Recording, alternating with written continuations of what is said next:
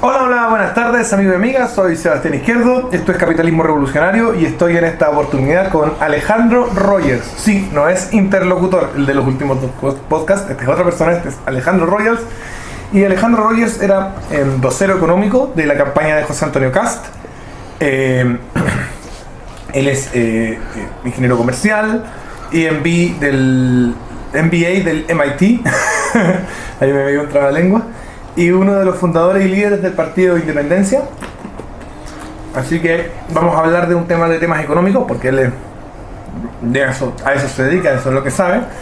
Y él tiene un informe que le encargaron, creo, hacer sobre el panorama económico chileno de los últimos años, del de ahora, y sobre como proyecciones para el futuro.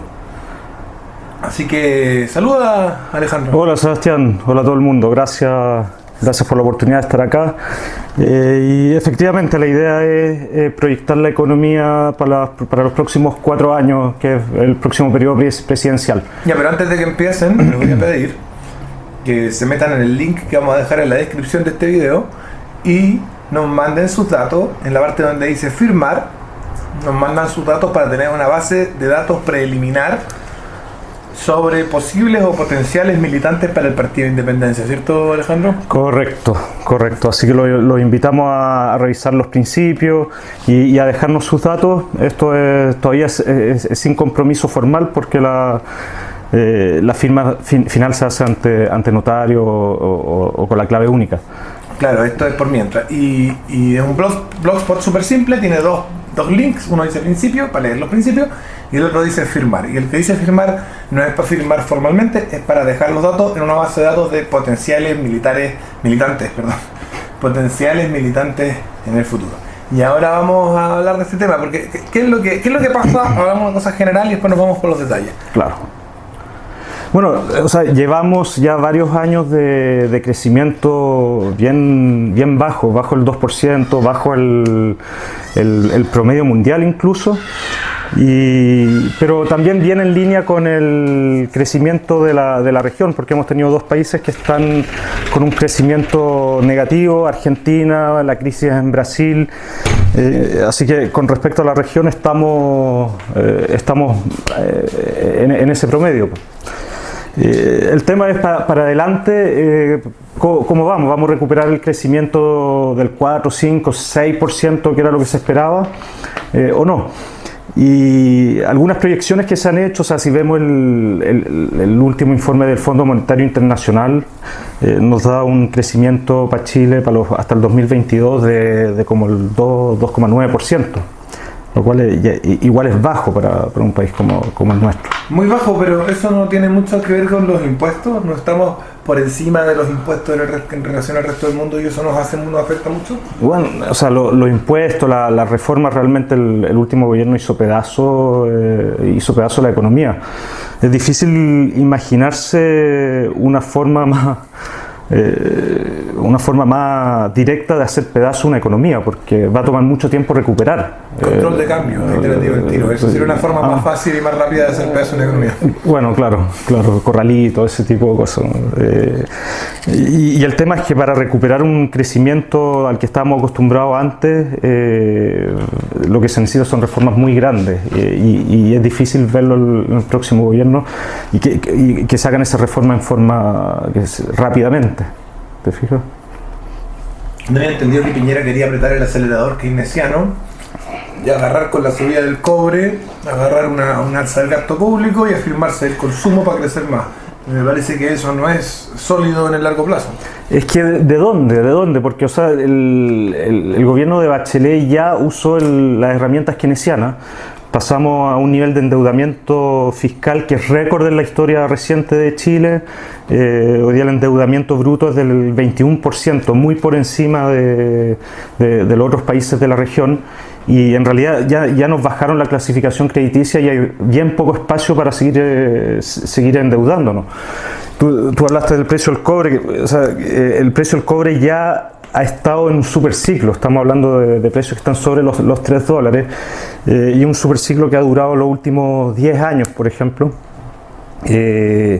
pero si tú ves el precio histórico del cobre ha estado muy por debajo de eso. Entonces, ¿qué vamos a esperar? ¿Que siga subiendo el cobre y que tengamos un super ciclo?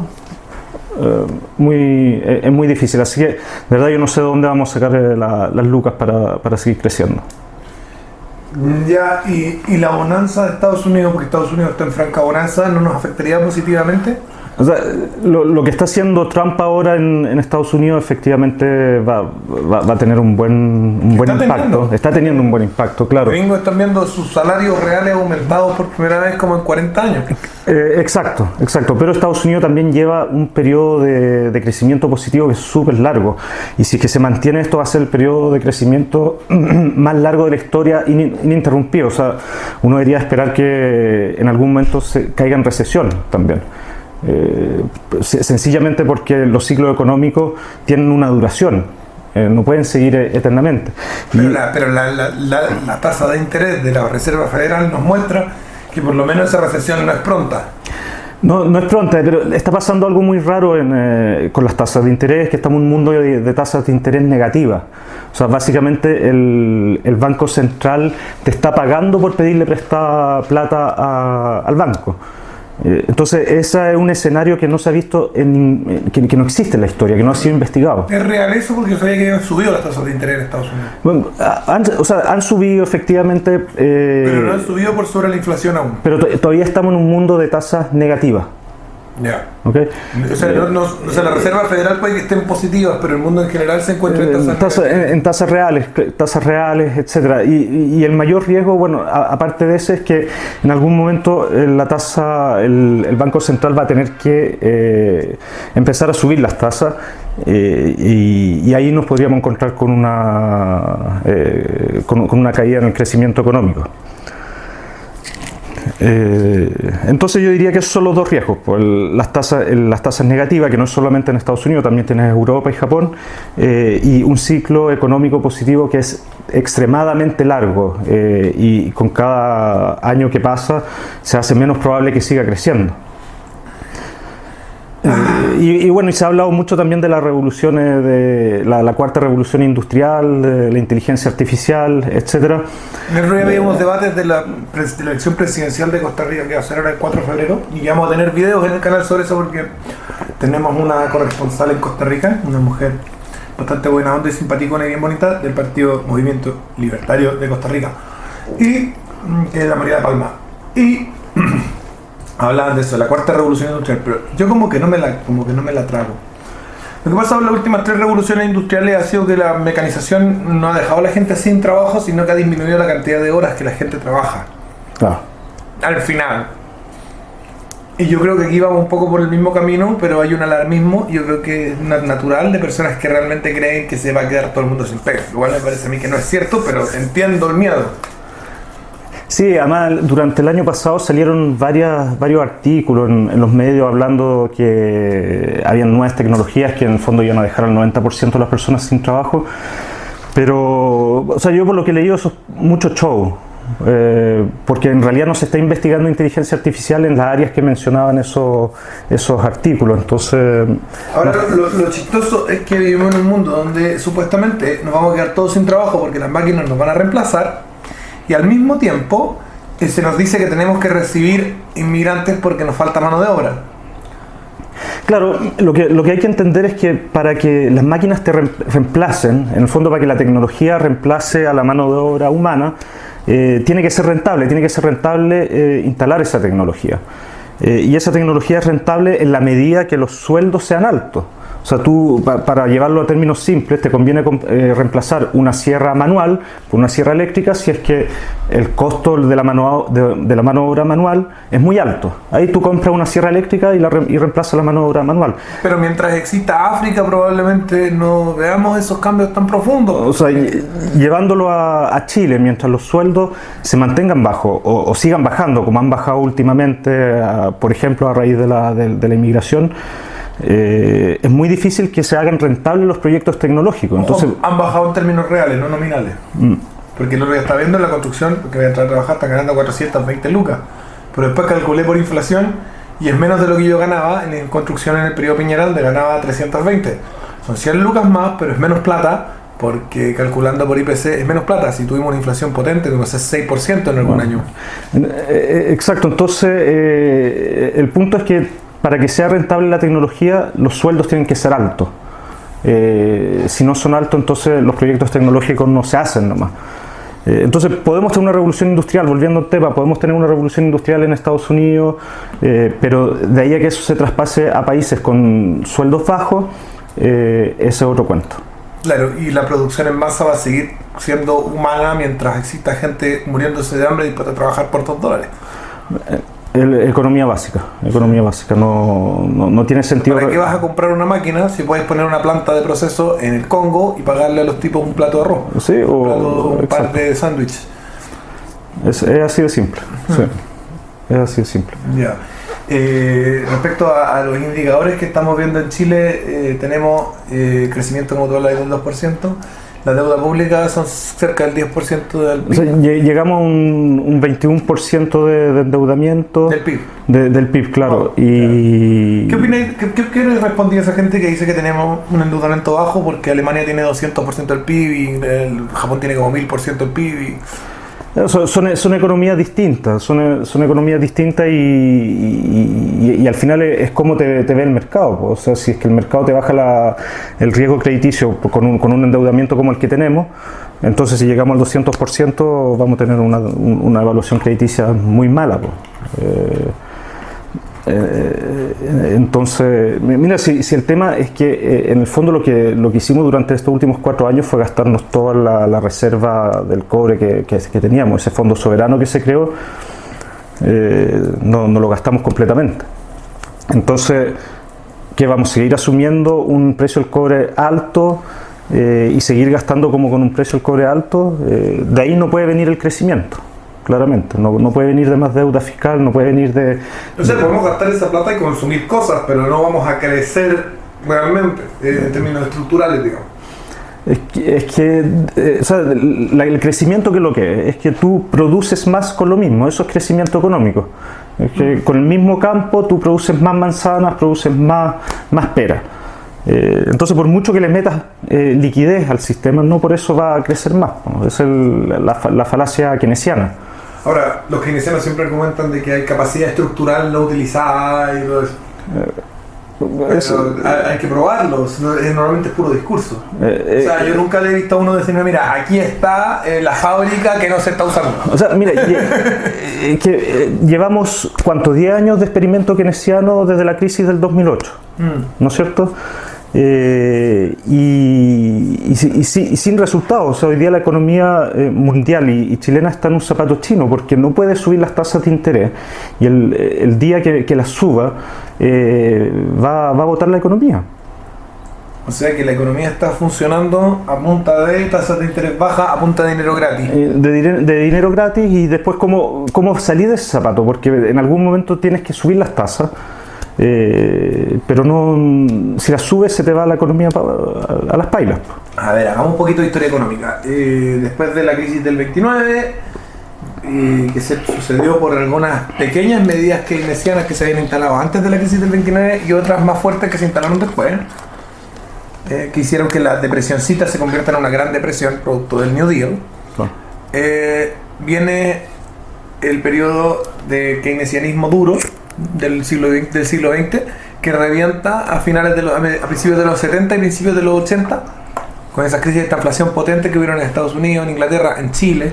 Y Japón, pues no nos olvidemos de Japón, que es el ejemplo clásico de políticas keynesianas. Y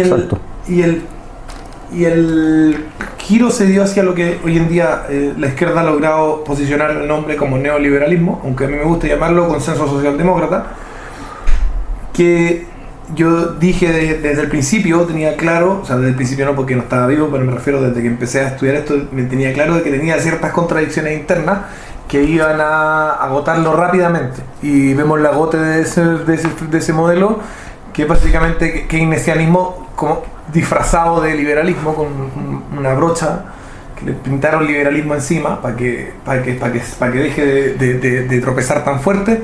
Pero entonces dejó de tropezar tan fuerte y se pegó un tropezón más o menos potente el 2008 y ahora volvimos a keynesianismo duro. es demasiado doloroso, ya vimos que fue demasiado doloroso siquiera instalar este pequeño barniz de liberalismo, es demasiado doloroso para las economías mundiales hacer una reforma, digamos, realmente estructural, hacer un capitalismo más puro. O sea, muy difícil, lo que es la eliminación de bancos centrales, instauración de la banca libre, vuelta a patrones reales para el dinero, tasas de interés de mercado, todo ese tipo de cosas. Es muy difícil, pero bueno, todos los grandes cambios parten por un cambio en el laissez-faire, laissez-passer. Es difícil, pero bueno, todos los grandes cambios parten también por un cambio en la mentalidad y la ideología. El tema es que eso es importante tocarlo. En un mundo donde las familias se están desintegrando, ¿es posible culturalmente tal vez volver a imponer el laissez-faire como culturalmente imposible? ¿Es posible que el laissez-faire vuelva a tener validez cultural en un mundo donde la familia se desintegra? Porque yo entiendo que la familia al final termina siendo lo que alarga el horizonte temporal, digamos. Cuando yo soy una persona sola, mi horizonte temporal de inversión es 1, 2 años, 3 años, máximo 5 años, o mi jubilación, que es el máximo horizonte temporal que va a tener. Pero cuando yo tengo familia, y la familia es importante, el horizonte temporal pueden ser 200, 300 o 400 años, que es lo que es como estructurar sus inversiones en el siglo XIX. Exactamente, pero yo creo que estamos viendo para los liberales que dicen no importa que se destruya la familia, igual vamos a tener capitalismo. Es como mira, o sea, obviamente que la familia te da esa visión de largo plazo, de planificar, de pensar más allá del día a día. Pero yo soy bastante optimista con respecto al liberalismo, porque mira las victorias que se han dado en Inglaterra con el UKIP. Hay un movimiento liberal o libertario que está agarrando fuerza. Que también ha tenido la sana inteligencia de amigarse con el nacionalismo cívico. Lo que ha pasado en UKIP, lo que ha pasado en Estados Unidos, los liberales puristas odian a Donald Trump. Si tú te das cuenta, Donald Trump está llevando a cabo un gobierno súper liberal, pero con estos tintes nacionalistas que le dan el populismo necesario para instalarse culturalmente, digamos. Sí, pero o sea, es un nacionalismo bien entendido, porque es lo que se entendía por nación antes que llegara toda esta ola globalista, pues, de tratados internacionales que nos han ido erosionando la soberanía de todos los países muy progresivamente. Digamos, en el siglo XIX existía este nacionalismo que surge en Europa, que tiene que ver con la Revolución Francesa, con la Ilustración. Luego viene el globalismo, y frente al globalismo nace una reacción muy potente que sería el fascismo. Y esa reacción malentiende el nacionalismo, en parte yo creo por una desesperación de ver el globalismo instalándose. Hoy en día ya vivimos el globalismo, lo estamos viviendo, no estamos desesperados, no es el fin del mundo, pero no nos gusta, y por lo tanto podemos volver a potenciar un nacionalismo más moderado, más bien entendido, sin tanta fiebre, digamos. Claro, bueno, y acuérdate que el fascismo, el nazismo, todo esto eran proyectos globales también. Pues, si lo que buscaban era volver al Tercer Reich, todos estos tenían proyectos globales. Mira la Unión Soviética. Entonces, lo que entendemos por nacionalismo nosotros, claro, lo agarraron los regímenes fascistas, por ejemplo, pero por un tema circunstancial nomás. En ningún momento están interesados en darle más independencia y autonomía al individuo y a los ciudadanos dentro de un contexto nacional también libre y soberano. Para nada, lo único que hicieron fue canalizar un sentimiento ni siquiera nacionalista, yo diría que es patriótico, que se dio por las condiciones que le impusieron a Alemania después de la Primera Guerra Mundial, etcétera. Pero fue circunstancial, porque lo usaron para canalizar a las masas y conseguir el poder. Y su ambición era global, era una ambición globalista. No nos olvidemos de eso. Bueno, yo discreparía un poco ahí, pero ese no es el punto, ese no es el tema que estamos hablando. En Chile, las medidas que se necesitan tomar no son las que está proponiendo Piñera, claramente. Es difícil la situación en que está metido el gobierno ahora de Piñera, porque la reforma, o sea, Bachelet pasó a la retroexcavadora, y para hacer contrarreforma necesita otra retroexcavadora, y no está claro que Piñera tenga el capital político para hacerlo, ni la voluntad ni la energía. Yo creo que lo que va a hacer es mantener esto. En el fondo lo que pasó es que nos salvamos de una catástrofe, sí, de terminar como Venezuela. De aquí a Argentina. O claro, como Argentina. Yo creo que era más factible que nos argentinizáramos. Claro. Por las características socioculturales de los chilenos. Todavía no tenemos tanta población caribeña como para venezolanizarnos. Pero la argentinización es más viable en Chile, en España. Yo creo que son países que si giran mucho hacia la izquierda, lo más que hacen es argentinizarse. A lo mejor somos más parecidos a los argentinos, evidentemente. Pero la tiene difícil, y al principio hablábamos de este informe del Fondo Monetario que nos da un crecimiento del 2,9 hasta el 2022. A lo mejor eso es muy optimista. A lo mejor no va a ser menos del 2,9, y eso ya es poco, porque acordémonos que estamos acostumbrados a un crecimiento de mínimo 4 o 5%. Estados Unidos bajó los impuestos de las empresas del 35 al 21%. Así es. Chile tiene un impuesto a las empresas del 27%. El coste de la energía en Estados Unidos es como la mitad del de Chile. Los costes para una inversión principales son mano de obra, energía e impuestos. Exacto. Chile tiene más impuestos, más costo de energía. Independiente de la mano de obra que tengamos, ¿tú crees que será factible que recibamos inversión extranjera mientras mantengamos esa tasa de impuestos y mientras mantengamos ese alto costo de energía? Porque una de las grandes salvaciones era algo que Piñera echó para atrás también, que era Hidroaicén, que podía disminuir. He hecho varios proyectos para atrás. Pero Hidroaicén era importante para disminuir el coste de la energía en Chile, lo cual es importante para la inversión, porque ningún millonario va a poner plata en un país para perderla. Y si el país donde hay que poner la plata, la energía es cara y los impuestos son caros, no es negocio. Mira, si Piñera hace algo como lo que hizo Trump, de mandar un mensaje claro desde el principio, que sea pro crecimiento, las cosas podrían cambiar. Pero viene diciendo eso. El punto es que no ha dicho cómo, y el mensaje es vago. No digo que no sea claro. Él ha dicho todo el tiempo: vamos a crecer mucho, pero no dice cómo. Vamos a crecer porque yo voy a estar en el poder, y punto. Sí, bueno, que nuevamente yo tengo las dudas de que él tenga la voluntad de arriesgar el capital político que se necesita para eso. O sea, acordémonos que en su primer periodo él subió varios impuestos. Entonces, claro, y hoy día en este periodo, agarró varias banderas de la izquierda, como la gratuidad, etcétera. Como hablábamos hace un rato cuando estábamos fuera de micrófono, que varios demócratas cristianos, incluso algunos radicales, votaron por Piñera. Sin decirlo, claro. pero claro. No, hubo una que lo dijo, la Mariana Elwin, y no le fue muy bien. Exacto. Pero yo diría que por ahí va la cosa, porque es mandar un mensaje claro desde el principio, que sea pro crecimiento, con iniciativas y medidas que sean contundentes, como lo hizo Trump. Durante el primer año Trump mandó mensajes muy claros de cumplimiento con su programa. El plan de reconstrucción de la infraestructura norteamericana nos afecta positivamente. Eventualmente nos podría afectar positivamente. Pero, o sea, mira, hay varias formas de relanzar el crecimiento. Uno, que lo hemos hablado harto ya, el gasto fiscal, ¿no?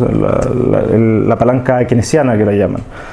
Pero también tienen el consumo, el comercio exterior, la inversión que tú mencionaste también.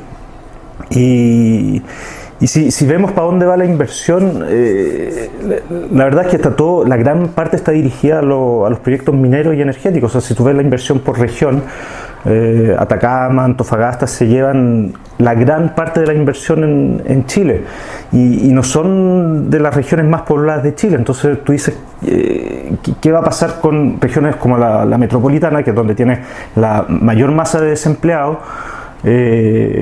si tiene una inversión reducida, pues. O sea, hay una inversión en real estate en Santiago, importante. En inmobiliario. Sí, pero no es suficiente, creo. O sea, en montos, si tú miras los montos de inversión en la región metropolitana comparado a lo que está en Antofagasta, en Atacama, es ridículo. Es ridículo. Y aquí es donde tú tienes la gran masa de desempleados, pues. O sea, los desempleados en Chile están en Santiago. Uno hay una gran parte en las otras, pero o sea, Santiago es la capital. La octava región era la que tenía más problemas. En tasas. Octava y novena. En tasas, por supuesto. Si tú miras las tasas. Y ahí no llega ni una inversión. No, sí llegan, ¿Sí? Por supuesto llegan. Pero. Porque con todo el conflicto mapuche. Yo no voy a llevar un camión para la novena región, ni cagando. No, mírate el catastro de inversión que prepara la SOFOFA. Ahí tienes todos los proyectos, incluso es súper detallado. Y lo interesante de ese informe es que también te muestran en lo energético, por ejemplo, dónde se está invirtiendo, nuevamente en las regiones del norte. ¿Y en qué se está invirtiendo? Muchas de estas inversiones son de energías solares, ese tipo de cosas. Entonces tú dices, bueno, ¿y cómo va a bajar la energía, el precio de la energía, el kilowatt hora, con energías que sabemos que son caras? Claro. ¿Te fijas? La barata era poner el hidroaicén. Por ejemplo, claro. Entonces tú dices, bueno... Ustedes decían que con hidroaicén íbamos a tener electricidad barata hasta 2025. Exacto, y la gente muchas personas subestiman el impacto del precio de la energía, porque creen, no, me va a impactar solamente en mi cuenta de luz. No, porque la energía la usáis en todas las etapas de la producción, entonces impacta en tu cuenta de luz, pero también impacta en el precio del pan, en el precio de todo lo que compras. No, y impacta también en las decisiones de inversión. Yo voy a invertir, como hablaba hace un rato voy a invertir en un lugar donde la energía sea barata. Bueno, exacto. Y ese tema que mencionas tú, el de hidroaicén, y la reducción del precio de la energía, eso habría tenido un impacto muy positivo en el ingreso real de las personas. O sea, en el fondo nuestros costos habrían bajado, por lo tanto habríamos podido consumir más, por lo tanto hay un crecimiento económico mayor. Y también habría habido una mayor capitalización. Mayor ahorro, exacto, mayor ahorro. Y al final eso es lo que lleva, eso es lo que moviliza los sueldos para arriba. O sea, por lo menos según la que yo encuentro la teoría más coherente de cómo se configuran los salarios, que es la de Mises. Tiene que ver con la capitalización global de la sociedad. Por supuesto, el ahorro, tú con ahorro inviertes, aumentas tu productividad y puedes generar más ingresos. ¿No es cierto? Volviendo al ejemplo del campo, yo invierto en mi campo, instalo irrigación, mejores sistemas de cosecha, y así yo puedo cosechar más manzanas. Y eso significa que mi riqueza aumentó.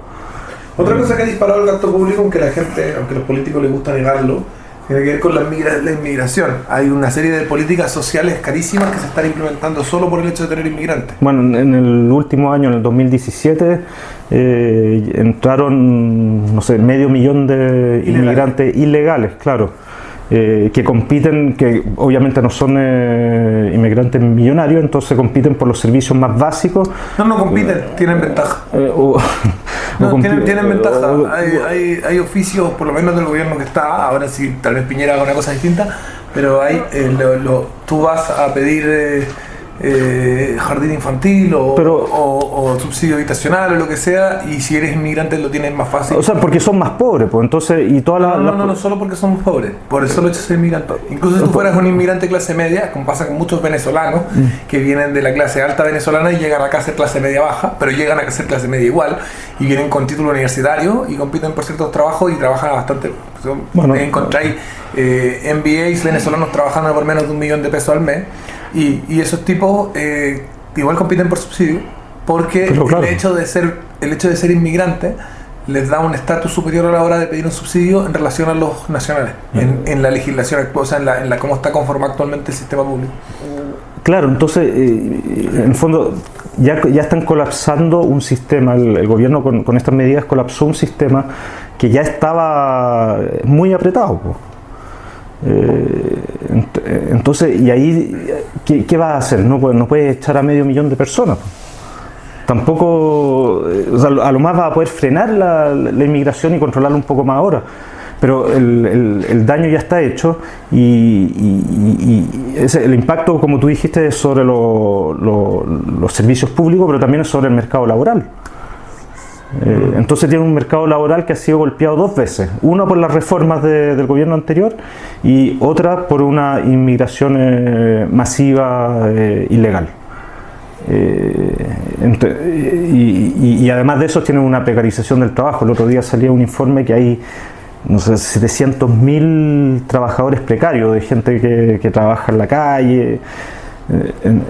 Entonces tienes una masa, imagínate, 600.000 desempleados, más ponte tú 500.000 inmigrantes ilegales, que no todos trabajan, estamos de acuerdo, más 700.000 trabajadores precarios. Ya estáis hablando de casi 1,5 millones de personas que están en situaciones limítrofes. Y para esas personas yo no veo que haya una solución inmediata.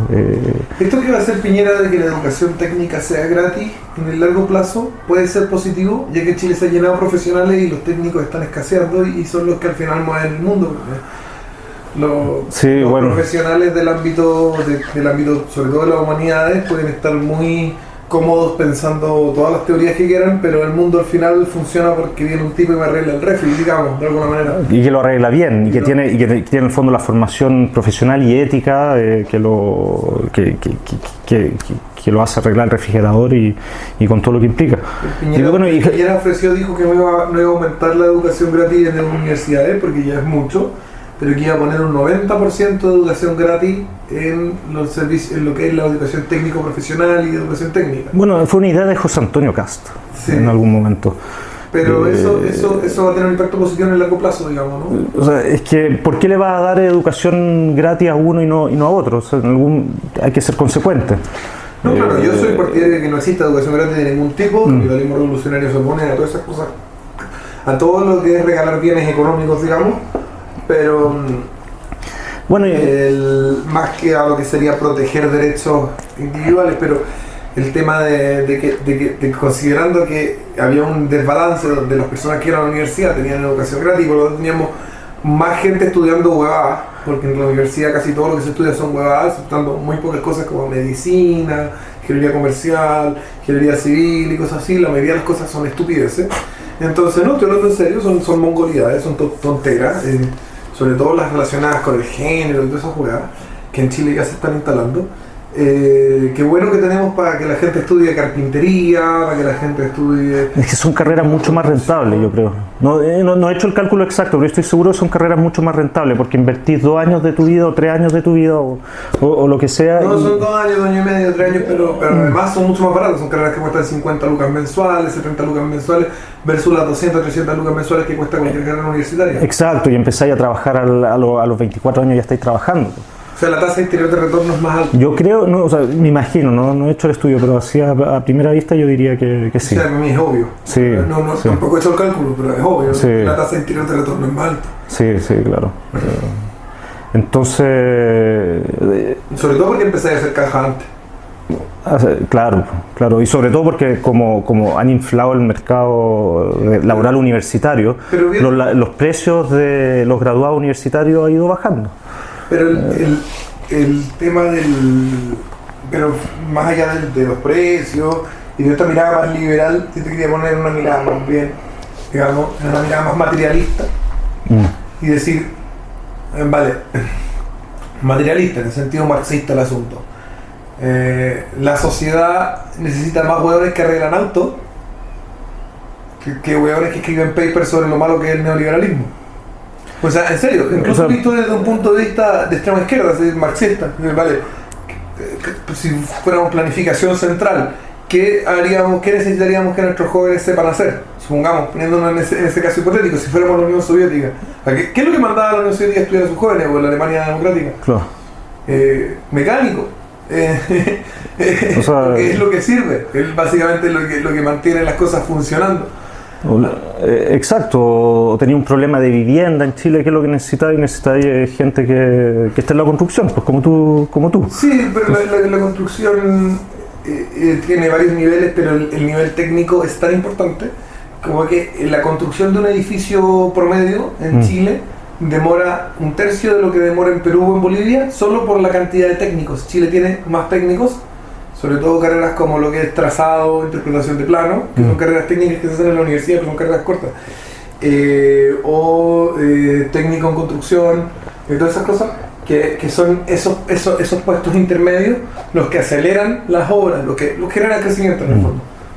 Porque tú puedes tener un montón de hueones cargando saco y otro montón de hueones que son ingenieros, pero tú necesitas a alguien que esté intermedio, que esté haciendo la de traductor, digamos, que es lo que hace el trazador, por ejemplo. El trazador es una pega muy importante y es el que está haciendo traducción entre el arquitecto y el obrero. El obrero sabe que tiene que poner una ventana, pero exactamente dónde está la ventana, ahí está el trazador, que ve la ventana en el plano, la dibuja en el muro y el obrero ya sabe dónde va la ventana y el edificio que habían hecho, digamos. Claro. Qué bueno que estáis hablando de la construcción, porque fue una de las industrias más golpeadas durante el periodo anterior. Hicieron unido a las casas. Bueno, o sea, olvídate, fue una caída peor que la del 2008. Pero consideremos también que había burbuja. No era una burbuja, pero había burbuja. Ahí está eso, y también... Piñera hizo esto del subsidio a la clase media. Sí, yo estoy de acuerdo que puede haber burbuja. A ver, voy a ser súper claro, estas son mis especulaciones respecto a la probable existencia de una burbuja inmobiliaria durante la época de Piñera. Subsidio a la clase media, las tasas de interés no subieron a pesar del aumento de la demanda de crédito, es decir, que en términos relativos las tasas de interés bajaron. En términos relativos, en términos absolutos se mantuvieron, pero en términos relativos bajaron porque la demanda de crédito aumentó. Y con esos dos factores tú ves que empiezan a construir edificios por todas partes. Claramente había algo de burbuja. Ahora, claro, si viene Bachelet, sube los impuestos y le pone un IVA a las casas, obviamente que se revienta esa pequeña burbuja, además de todo el daño que hacen esas políticas por sí mismas. No, o sea, es que los precios en Santiago por lo menos están altísimos. O sea, comprarte un departamento en Providencia es casi lo mismo que comprarte un departamento en alguna capital de Europa. Y no estoy inventando esto. O sea, conozco gente que ha estado en capitales en Europa y quiere comprarse algo acá y no lo puede creer. Claro. Entonces algo pasa. ¿En Suiza? Sí, estuve 5 años ya. Pero yo veía cuando fue la crisis del 2008, me acuerdo del 2011, que todavía la crisis en España duró mucho, por varios factores, algunos también idiosincráticos. Los españoles y la gente del mundo hispano le cuesta vender las cosas más baratas, no liquida, le cuesta liquidar al ciudadano promedio, le cuesta mucho liquidar. Entonces cuando ve que invirtieron en vivienda y la vivienda se desplomó, ellos mantienen el precio alto y se comen las pérdidas hasta que vuelva a subir, digamos. Hasta que no puedan aguantar más, ¿no? Por una cuestión idiosincrática. Pero pasaba que algunos se ponían a vender a precios de mercado. Y yo estaba viendo en internet cómo se vendían las viviendas en España. Y era una vivienda en el centro de Madrid valía la mitad de lo que en esa misma época valía una vivienda en el centro de Santiago. Y en una vivienda bonita o bacán en Madrid, una casa elegante, valía un cuarto de lo que valía una casa en Las Condes en Chile. O sea, y esos son precios reales, digamos, porque son precios sin burbuja. Bueno, y hay otro tema que impacta en los precios que tiene que ver con lo que mencionabas anteriormente de la inversión inmobiliaria, y que tiene que ver con los permisos. O sea, en los últimos 5 o 10 años hemos visto que cada vez más proyectos se paralizan por temas judiciales, una judicialización de estos proyectos, que es lo mismo que pasó con los proyectos energéticos. Entonces se hace cada vez más difícil construir en Santiago. Además que no nos olvidemos que tenemos la limitación de la cordillera de la cota 1000, creo que es. Entonces no hay más terreno. Y tienes una población que va creciendo, y ahora con la inmigración además. Acá en el barrio donde estoy viviendo ahora hay todo un movimiento de que no vendan las casas porque están construyendo harto edificio. Entonces, claro, ¿dónde va a vivir la gente? ¿Cómo no van a subir los precios si no estás construyendo? Con esa mentalidad jamás podríamos tener una ciudad como Nueva York o como Manhattan, porque... No, estuvimos a punto de que Chile dejaran de haber allegado, digamos. En algún momento del año 2009, 2010, 2011, empezó a pasar que todo el mundo tenía su casa. O sea, por lo menos, no todo el mundo, pero era bastante visible como mucha gente de clase media o media baja que yo conocía, que había vivido en la casa del papá, que estaba viviendo hasta con la polola y el hijo en la casa del papá, se arrendaba, se compraba, se iba. Ahora de nuevo estamos viendo el fenómeno de, yo por lo menos estoy volviendo a observar el fenómeno de que muchos están volviendo a la casa de los papás. Bueno, es que estamos volviendo a ver allegados, digamos. Pero es que tenía un desempleo juvenil. Un país de allegados, como todos los países hispanos, porque son países donde la familia se mantiene muy unida y claro, la vivienda es muy cara. Y al mismo tiempo, pero estábamos pasando hacia una conformación de la estructura, digamos, habitacional familiar más bien anglosajona, donde cada quien tiene su espacio. Claro, claro. Pero ese proceso se detuvo, digamos, este gobierno que recién terminó. Es que no sé a cuánto estará el desempleo juvenil, pero son tasas estratosféricas. Entonces los cabros estudian, terminan su universidad. No, pero hay que ser justo. Yo conozco cabros que no quieren trabajar en ciertas cosas. El otro día la Cami me decía, mi polola me decía, pero oye, ¿en verdad en la construcción ganan entre 450 y 500 lucas los que cargan saco? Yo le decía, sí, pues. Ganan 420 el base o 4 gambas el base y con los bonos de ir los sábados, la hora extra, la huevada, si llegáis temprano y la cacha les pasa, sacáis 500 lucas líquidos. No, me decía, no te puedo creer. ¿Y por qué, me decía, hay tanto cabro que está trabajando en call center por el mínimo, que está trabajando por menos del mínimo en pegas part-time, en comida rápida y no sé qué? Yo le decía, porque no les gusta. Bueno, claro. Porque no les gusta, porque para ganar plata cuando eres hombre y no tenés estudio hay que ensuciarse las manos. Y eso uno lo ve cuando las pegas mejor pagadas del mundo son estos huevones que pescan langosta en estos mares que mostraba el History Channel, ¿te acordás? Unas olas gigantescas y unos vientos terribles y que están arriesgando la vida todo el rato. Pero bueno, así se gana plata. Se gana plata en minería, se gana plata en pesca en lugares extremos, se gana plata cargando sacos, se gana la plata haciendo guardia del banco donde pueden asaltarte con metralleta. El hombre, por una cuestión biológica, la forma que tiene de ganar dinero, si no es una persona muy preparada, es arriesgando la vida o poniendo el cuerpo. Claro, ¿cierto? Claro. Digamos, igual que las mujeres, cuando son personas muy poco preparadas, también lo que les queda es la prostitución, el café con piernas, etcétera, la promotora y la weá, que también están vendiendo el cuerpo de otra forma. Claro.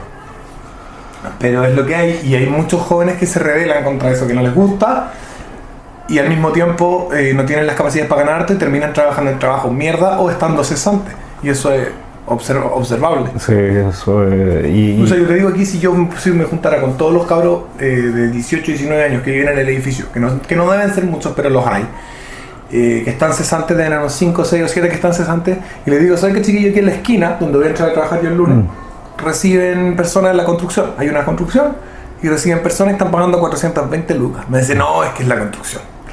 Yo no voy a trabajar en la construcción. Ah, muy bien. Y ellos necesitan gente con inmigración y todo, están necesitados de gente. Claro. Bueno, ahí pasáis el dato, por si a alguien le interese. Claro.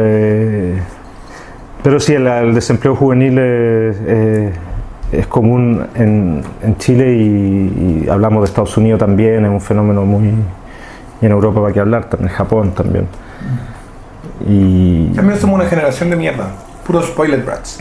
Los millennials. Spoiled brats. Cabros malcriados. Malcriados, claro. Somos una generación malcriada, bueno. Puta, es que somos privilegiados y es una generación privilegiada y yo me incluyo en esa generación. Con todo. Con todo, una época sin guerra, sin peste, sin guerra acá. Acá, no, claro, acá. Pero... El periodo más pacífico de la historia de la humanidad del siglo XIX, entre la guerra napoleónica y la Primera Guerra Mundial. Claro, entonces... Pero ahora hemos tenido el periodo más pacífico interno, dentro de Occidente, digamos. Exacto, pero yo creo que la generación nuestra y las que vienen ahora no pueden imaginarse un mundo con guerra. No está dentro de su... No saben lo que es, no sabemos lo que es. Pero hemos tenido hartas guerras. Pero hemos tenido hartas guerras y lo que demuestra la historia es que en cualquier momento estas cosas pasan.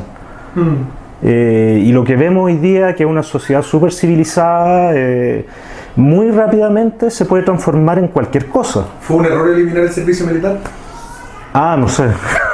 Hablando en términos éticos y individualistas, sino que hablando en términos colectivos, civilizacionales. No, yo lo he pensado harto.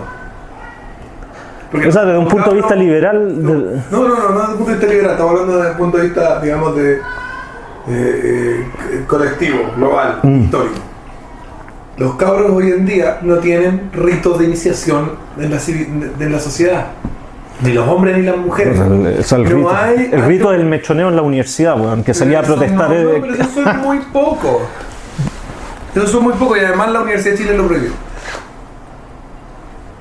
Bueno, en realidad no hay ninguna cosa que te marque de que ahora eres adulto, claro. Y pasas a formar parte de la sociedad. Entonces vemos como se produce un periodo de transición extendidísimo que va como entre los 18 y los 35 años, en la que la persona no ha dejado de ser adolescente ni ha empezado a ser adulta y está en la mitad surfeando. Eso hace daño a la familia, hace daño a la economía, hace daño a temas de empleo, una pila de otras cuestiones. La infantilización. De pronto, volver a tener un rito de iniciación civilizatorio no sería mala idea. Ahora, claro, como tú decías, esto de hacerlo obligatorio y todo lo demás, va contra cierta posición ética que yo también comparto. Entonces, ¿quedamos en qué? ¿En qué quedamos? No, pero es un hecho de lo de la infantilización de la sociedad, de las nuevas generaciones. Pero todas las civilizaciones tienen un rito de iniciación, todas. Sí, claro. Todas, no es una cosa exacta, todas las civilizaciones. Los espartanos los mandaban al cerro a sobrevivir no sé cuánto tiempo solo. Las tribus indígenas de no sé dónde, de todos los lados, siempre han tenido ritos de iniciación. Hay ritos de iniciación, los judíos tienen el bar mitzvah, que hoy en día es algo mucho más suave de lo que en realidad era. Y nosotros teníamos el occidente moderno creó su propio rito de iniciación, que era el servicio militar. Claro, que todavía existe en algunos países. Claro, hoy en día en Chile es voluntario a muy poca gente y además era no solamente era obligatorio, era lo que te daba derecho a voto. Creo que en Suiza todavía sí, claro, todavía obligatorio. Y por algo Suiza no se está desmantelando. Es que también es eso, mirar qué pasa con los países que no solamente obligatorio, sino que después cada cierto tiempo tenéis que mantenerte en forma. Ir a un par de semanas, reunirte con tu contingente. ¿Qué pasa con Suiza que no se está desmantelando, que no se está desmoronando? ¿Tienen el problema de natalidad que tiene todo Occidente? Sí. ¿Tienen el problema de suicidio que tienen todos los países ricos? Sí, pero no es de droga, todo lo que quieras. O sea, porque yo creo vuelven a responsabilizar el individuo. Tú cuando responsabilizas al individuo lo transformas en adulto. En el fondo eso es. Y países como Suiza, que son divididos en cantones, que delegan mucha responsabilidad a unidades pequeñas del territorio, responsabilizan al individuo. Y eso hace que él se haga partícipe de la sociedad y que se transforme en adulto, porque se tiene que hacer responsable. Pero, o sea, yo lo que veo acá es al revés, es que cada vez más las nuevas generaciones están buscando reemplazar sus papás de la casa o su mamá en la casa por una mamá en la presidencia. Que les dé de comer, que los cuida, que les diga lo que tiene que hacer, lo que no tiene que hacer, que los castigue cuando se portan mal. Entonces es la infantilización de la... Entonces tenemos adultos infantilizados, hombres feminizados, una economía que, como ven, partíamos hablando, porque eso se trata de este podcast en verdad, está al borde de irse a la mierda, digamos, porque estamos funcionando con interés negativo real. Con precio del cobre alto, estamos funcionando. Estamos en una situación global que es súper positiva dentro de todo para nosotros. Para Chile, ¿no? Pero digo, a nivel de la civilización, la economía no da más, el sistema neoliberal, digamos, no da más de sí mismo en términos económicos, viene un quiebre de verdad, no el del 2008, sino uno en serio. Peter Schiff ha estado hablando mucho de eso, Stefan Molyneux, intelectuales varios, interesantes de internet están hablando mucho de la posible destrucción total de la economía occidental producto de las políticas keynesianas que llevamos ya 150 años. Claro, eso desde que empezaron a aplicarse. O por lo menos el sistema monetario como lo conocemos hasta ahora, Ya, pero que en el fondo el fundamento de... Claro, completemos el cuadro. Tenemos un sistema monetario que está a punto de morir. Un sistema monetario terminal. Claro. Tenemos una juventud eterna, infantilizada y hombres que están feminizados. Y esa situación tú dirías, bueno, se irá a ajustar, si hay una crisis se va a arreglar y se va a ajustar en el futuro de forma natural, las personas van a ajustar sus comportamientos, los hombres van a volver a masculinizarse si es necesario, la moneda va a volver a tener otra estructura nueva que va a funcionar lo que funcione, o ojalá tenga una estructura más permanente y real como la que tenía en el siglo XIX, lo que tú queráis, pero no estamos en un mundo aislado, es decir, Occidente existe al lado del Islam. El Islam es muy poderoso en África y es muy poderoso en Medio Oriente. En algunas partes de Asia también. Y en algunas partes de Asia. Y son muchas personas que nosotros además hemos ayudado a reproducirse improductivamente, porque les hemos dado, sobre todo a lo que es la población musulmana africana, les hemos dado ayuda humanitaria como mano a la cabeza, lo cual les ha impedido producir su industria, y con eso hemos disminuido sus niveles de coeficiente intelectual, con lo cual le hemos impedido porque le hemos impedido trabajar, les hemos impedido desarrollarse y por lo tanto le hemos impedido ser más humanos, digamos. Tú estás hablando a nivel global, hemos animalizado, como sociedad occidental hemos hecho eso. Hemos convertido en mascotas a los africanos. O sea, esas mascotas ahora resulta que se han puesto a tener una cantidad de hijos impresionante y vienen de vuelta con una cultura extremadamente primitiva. Occidente, con la debacle económica, con la debacle cultural, con el problema de género que tenemos, de crisis de la masculinidad y todo eso, ¿puede resistirse o puede hacer una resistencia efectiva a la islamización total y africanización total de nuestra civilización? Como Occidente, claro. Tú, sí, porque claro, no es un tema que nos toque directamente. Porque se cae la moneda, nos damos cuenta de que en realidad somos un montón de mariquitas de mariquitas pobres, y las mariquitas pobres no son muy buena defensa contra los negros musulmanes que decapitan gente. Sí, pero es una minoría, pues, Sebastián, tampoco, no. O sea, y acuérdate que no estoy diciendo que sean una mayoría, estoy diciendo que son personas que tienen poder, digamos. Tienen poder, y acuérdate que las civilizaciones islámicas fueron las primeras civilizaciones de la humanidad, le debemos desde los números hasta un montón de cosas.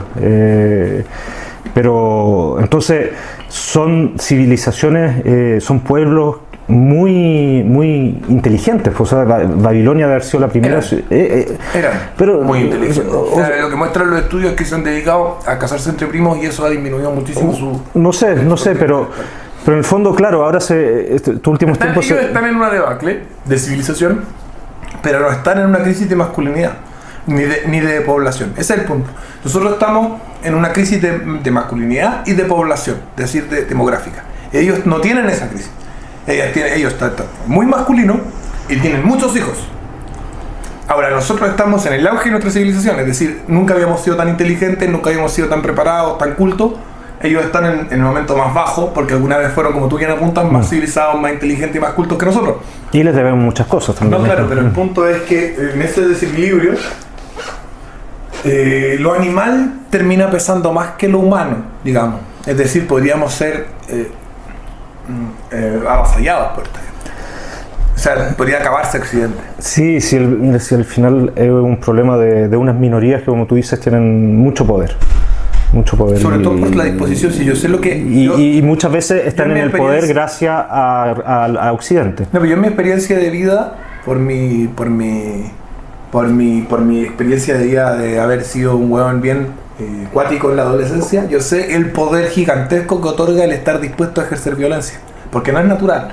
Los seres humanos somos bastante empáticos, pero cuando tú a propósito destruyes tu propia empatía y estás dispuesto, ¿no es cierto?, a hacer mucho daño a los otros, ganas una enorme cantidad de poder, y a ese poder me refiero. Claro. Esas minorías tienen ese poder, el poder de que esas minorías están totalmente desensibilizadas, han deshumanizado al otro de forma tan potente que les da lo mismo matar a medio mundo. Y cuando te da lo mismo matar a medio mundo, eres muy poderoso, eres muy poderoso. Es que cambia las reglas del juego. Pues, Sí. o sea, Y nadie está jugando con esas reglas, solo tú. Entonces eres muy poderoso. Y a eso me refiero yo. O sea, esa es lo que a mí me preocupa a nivel civilizatorio. Pero volviendo al tema económico, ¿qué tendría que hacer Chile para surfear esta situación y salir airoso? ¿Qué podría hacer el gobierno de Piñera? Además, el mensaje de crecimiento y la cuestión.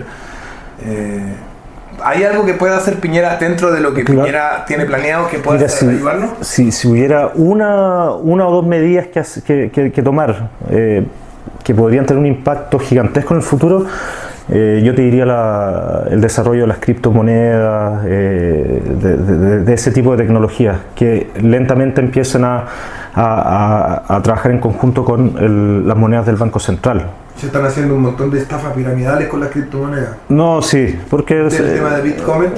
porque es nuevo, pero ¿Viste el tema de Bitcoin? no lo vi. Se cagaron a medio mundo, hicieron una piramidal gigante. Muchos millones de dólares. Iban a haber más. Pero sabemos que para allá va. O sea, eso le da la razón a los estatistas. No. Cuando tenéis sistemas monetarios que no los controla, que no tienen un mínimo control democrático del Estado, parece que hay algunos guanes que se vuelven locos y empiezan a robarle a la gente. Ojo, no estoy con esto respaldando el dinero fiduciario total, estoy diciendo que ese problema que plantean los estatistas del mundo monetario, los que dicen la moneda debiera estar controlada por el Estado, en ese punto tienen razón. O sea, lo estamos viendo. exacto, porque no hay confianza, pero hace un par de meses fui a una charla en el Banco Central sobre este tema de las criptomonedas y le hice una pregunta parecida. O sea, estas monedas compiten con las del Banco Central. ¿Cómo lo va a ver los estatistas, el Estado, cómo va a ver la emergencia de estas monedas? Y la niña que exponía ahí, del MIT justamente, dijo, mira, esto ya está. Y está para quedarse.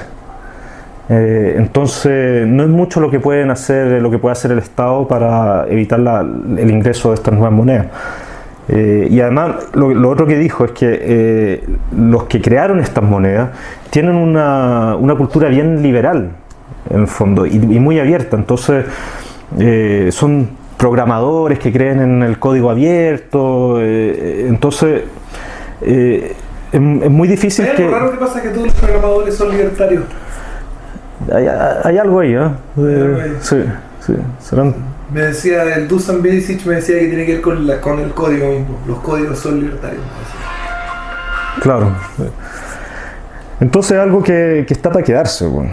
Y lo mejor que puede hacer Piñera es fomentar y crear un marco regulatorio para que estas criptomonedas se desarrollen y ayudarlas a crecer.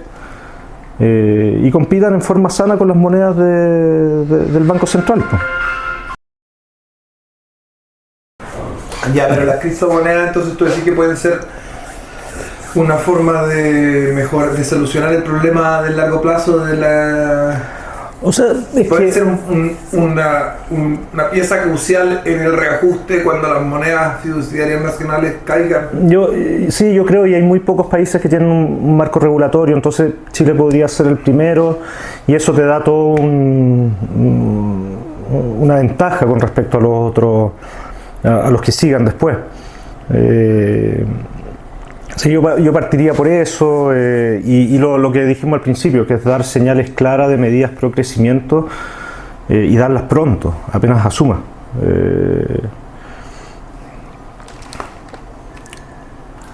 Sí, ya. Pero, ¿qué señales claras? Puede ser la pregunta.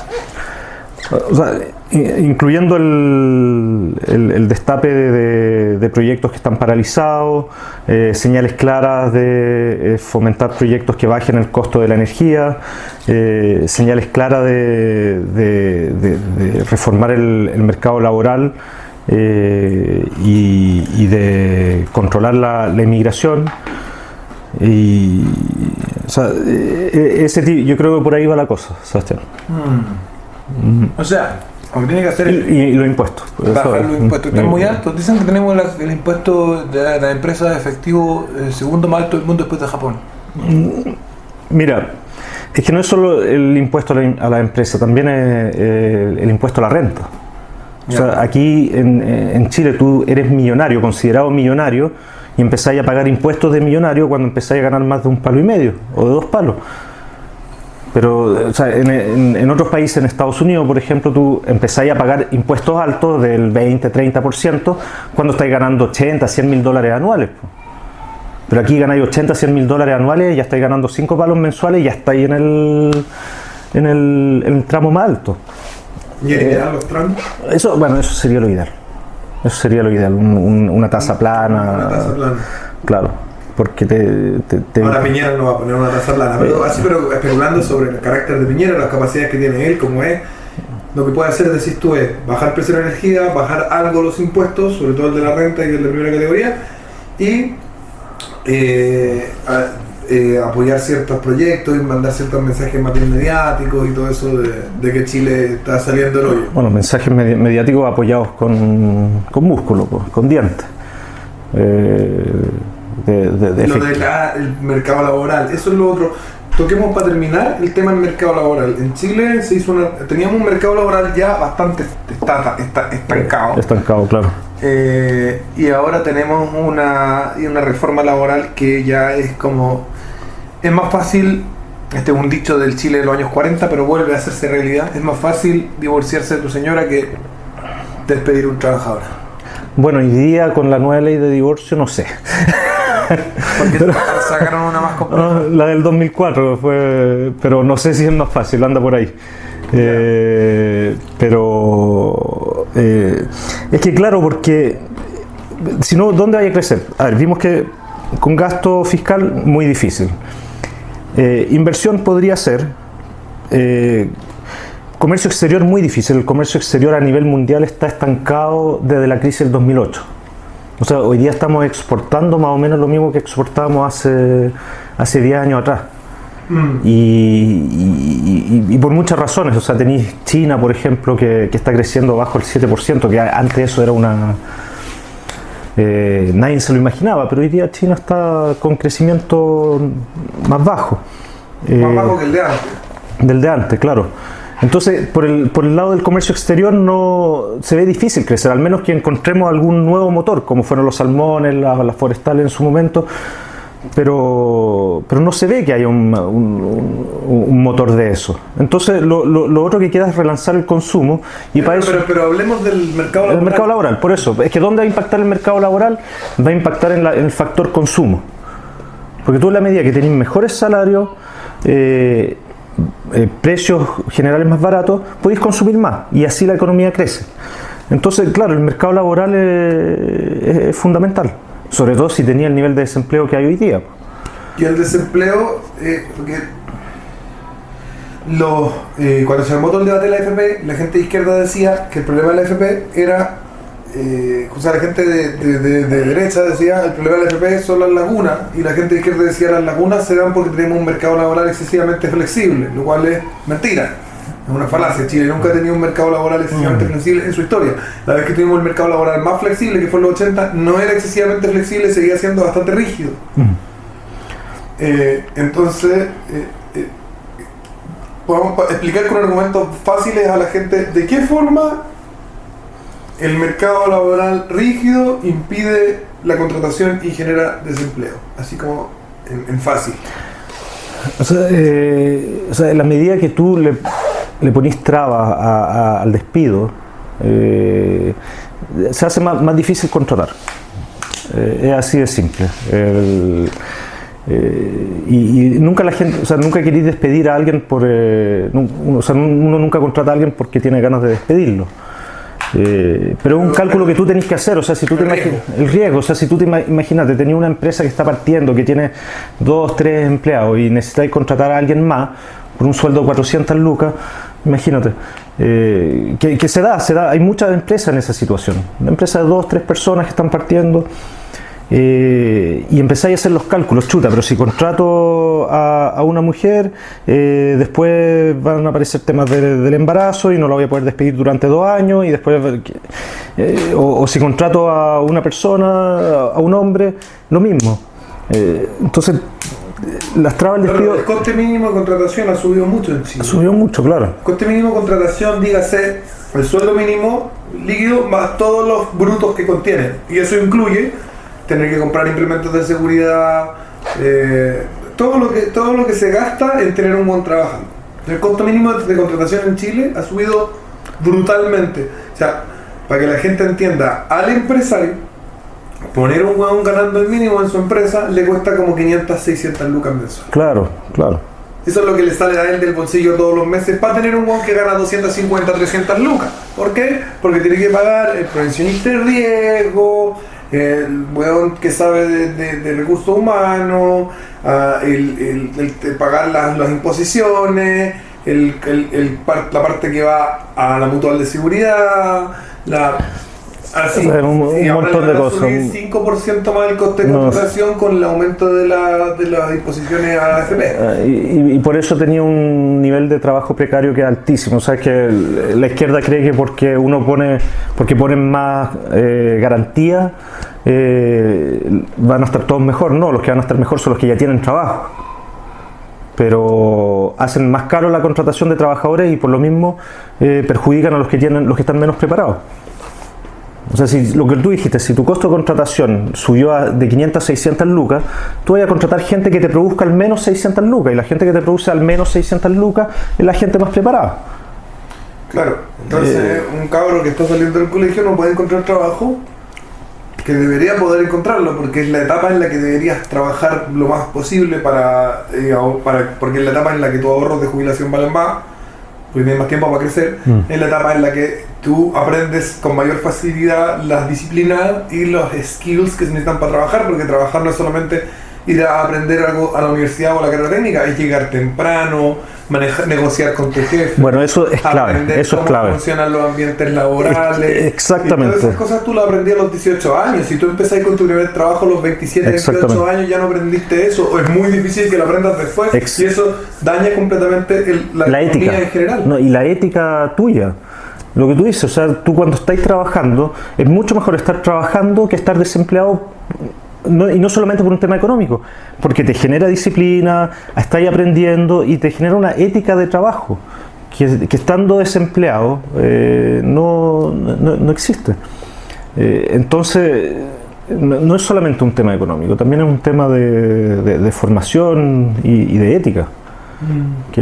Por eso el desempleo es tan grave, y por eso el desempleo prolongado es más grave aún. Desintegra la sociedad. Desintegra la sociedad. Vemos sociedades que tienen los problemas de Occidente de forma mucho más grave incluso que el resto de Occidente, como son Dinamarca o Suiza, que son sociedades que tienen los problemas de Occidente de forma mucho más grave, tienen mucho más suicidio, tienen el problema de natalidad altísimo, que son los problemas fundamentales de Occidente, claro. Pero sin embargo sus sociedades no se han desintegrado porque en Suiza tienen el servicio militar y no tienen sueldo mínimo y no tienen costo de despido y la gente trabaja, casi todo el mundo tiene trabajo. La ética del trabajo, en Dinamarca también, no tienen sueldo mínimo, no hay dificultades de despido y verdadera flexibilidad laboral, la gente trabaja y por eso mantiene la sociedad más o menos compuesta.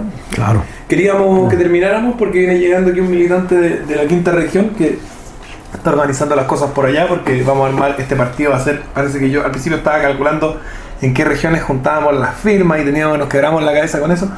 Y el entusiasmo que se ha ido generando da para pensar que vamos a tener por lo menos en casi todas las regiones alguien juntando firmas. Ahora, de juntarlas esa ya es otra cosa.